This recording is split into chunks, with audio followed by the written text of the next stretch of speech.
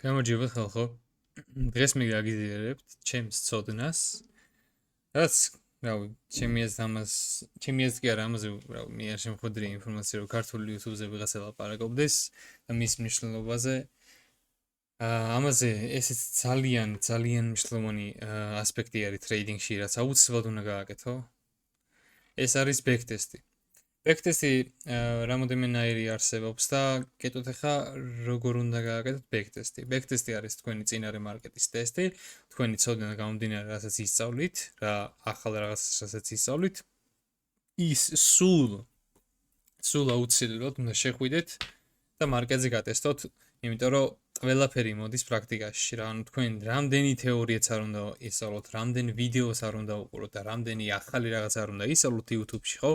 ყველაფერს სჭირდება თქვენი თვალით ნახვა და თქვენი თვალით ამ ყველაფრის გატესტვა, იმიტომ რომ მაგის გარეშე შედეგი არ მოდის რა. ეხლა ბექტესტი როგორ კეთდება? ბექტესტი კეთდება, აი მაგალითად, ჩემს Discord-ს განახებთ, ჩემი მოსწავლეების ბექტესტს განახებთ.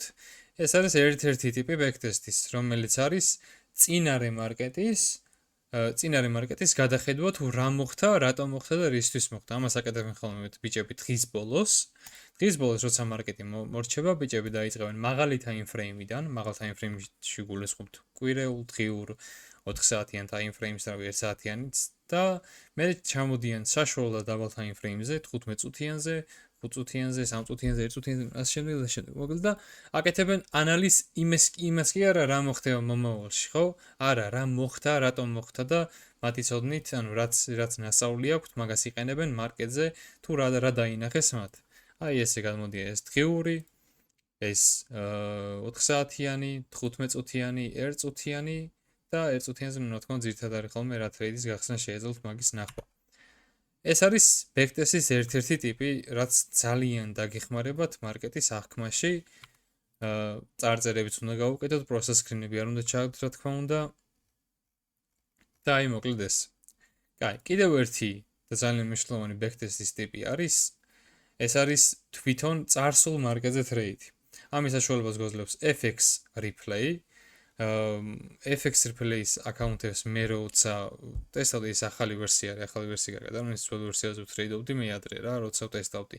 ეხლა აღარ ვაკეთებ ბექტესტს მე. მოკლედ რაც უნდა ქნათ, არის 5 დღიანი უფასო, ვისაც ფულის გადახდის საშუალება არ გაქვთ.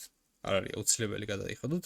5 დღიანი უფასო ტრაიალი შეგიძლიათ გაიაროთ ხოლმე, იმეილებს ვცვლიდი ხოლმე უბრალოდ, ბარაც იგივეს ვიყენებდი, მე შეხვალთ, რა ვიცი, ბილინგი იქნება აქ სადმე, manage account-ში ბილინგი იქნება და გააუქმებთ subscriptions რო გააუქმებთ, მე ფული აღარ ჩამოგეჭრებათ 5 დღის მერე. რომც ჩამოგეჭრათ, არა უშავს, მიწერთ საბორს და ფულს დაგიბრუნებენ. ეხლა, როგორ კეთდება ბექტესტი აქ?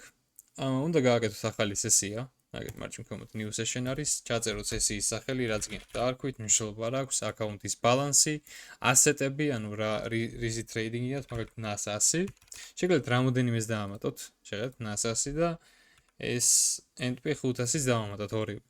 chart layout-ი ეს არ გვინდა, initial date, ანუ რა რიცხვიდან გინდათ რომ მარკეტი გატესტოთ. მაგალითად მე მინდა 2022 წლიდან გატესტვა, იანვრიდან 25 იანვრიდან. და დამთავრების დრო როდის დაგიმთავრდეს ეს სესია. სესია გავაკეთეთ.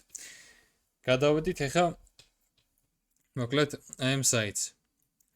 ამ საიტზე რო გადავედით, ხო? დავალოდოთ. ხო, ყოველ შესვლაზე არ დაგვაუწყდეს რომ მარჯვნივ ქვემოთ დრო დავაყენოთ ნიუ-იორკის დროზე, იმიტომ რომ დროებზე რასაც ვლაპარაკო ხოლმე, სულ ძირითადად არის იგულისხმება ნიუ-იორკის დროზე. შემდეგ უკვე აქ რა ხდება? აქ ხდება ის, რომ აგერ ტაიმფრეიმები გაქვთ, ასევე შეგიძლიათ გადაცვალოთ მეორე მარკეტზე, რაც დამატებული ყავთ, აი S&P ხო არის, აგერ მეორე მარკეტზე გადაცვლით. მეორე მარკეტზე გადაიცვალა, NASDAQ-ზეც გადაცვლით ჩვეულებრივად და ესე გექნებათ რას დავაჭირე. ხო, ესე გექნებათ სატრეიდო მარკეტი. ეხლა ვუყურებთ მარკეტს. ეხლა რას ვაკეთებთ, რავი, როგორ გავხსნათ მაგალითად ტრეიდი? ნუ მოკლედ ანალიზი გავუკეთებთ ჩვეულებრივად, როცა უკვე მარკეტზე წარმოდგენა გაქვთ რა ხდება და ტრეიდში იცით რას უნდა დაელოთ რომ შეხვიდეთ. მერე უნდა იყოთ აქ, რავი, დადებთ მარკეტზე, მაგალითად აი შეხედოთ მარცხნივ არის ტრეიდინგის გამოყენება, იცით short და long პოზიცია, short პოზიციას დადებთ, დააყენებთ stop loss, დააყენებთ take profits, ხო? სადაც გინდათ, მე დააჭერთ, მე ხედავთ აქ არის საწავიდა. აი, place order-ი, ხო ხედავთ? დააჭერთ place orders. მე აქ რისკის პროცენტულობა, რამდენი პროცენტის გარისკვა გინდათ, მაგას მონიშნავთ. შემდეგ უკვე ეს ყველაფერი ეს თვითონ ეწერება. ტიპი, ორდერის ტიპი. ეხლა რა არის ლიმიტი და რა არის მარკეტი. ეს ორი არის საინტერესო აქ მარტო.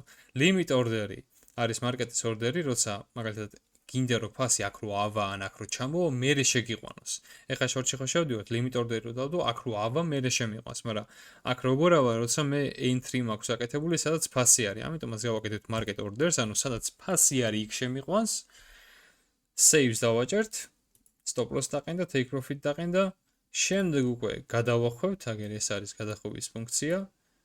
მოწუთიანზე ვარ, ხო? აგერ გადავახვევთ და რაც მოხდება, take profits ჩაგვირტყა, მოვიგეთ ეს ტრეიდი და ქვემოთ დაინახავთ, რომ დაგვემატა $425 პლუსში ვართ, ხო?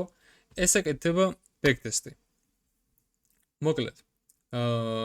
ეხლა კიდე რა მინდა რომ გითხრათ და გირჩიოთ. აქ ამ backtest-დან გამომდინარე რა.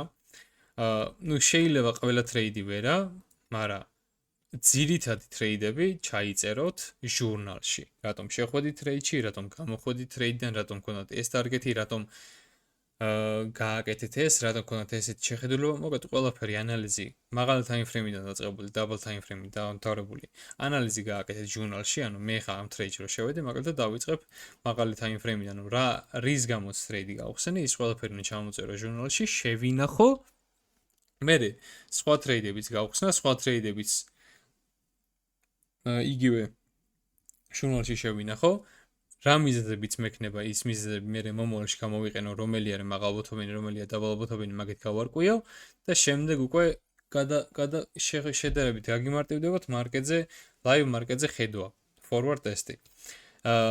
ხო, გირჩევთ რომ მე მინიმუმ 2 წლის backtest-ი გააკეთოთ, 2 წელი, 1 წელი გააკეთეთ ჯერ, ნახეთ შედეგი რა გქონდათ, შეცდომები გამოასწორეთ, ჟურნალში უნდა ჩაიწეროთ ის შეცდომებს, ვერ გამოასწორებთ, ესე ბრმად ვერ დაიმახსოვრებთ, მე ვიქნებით ზარმაცები, ჩაიწერეთ ჟურნალში 1 წელს რო გატესტავთ, მე შეხედეთ, გადახედეთ რა პრობლემა გქონდათ, ცოტა ტრეიდს ხსნიდით, ბევრ ტრეიდს ხსნიდით, ვერ ხედავდით რაღაცას, აქ შეცდომები გქონდათ, მოკლედ შეცდომებს რო გამოასწორებთ, მე კიდევ 1 წელი გატესტეთ და შედეგი თუ უკეთესი გაგიხდათ, ესე იგი პროგრესს განიცდით და კარგი არის ეგ ყველაფერი.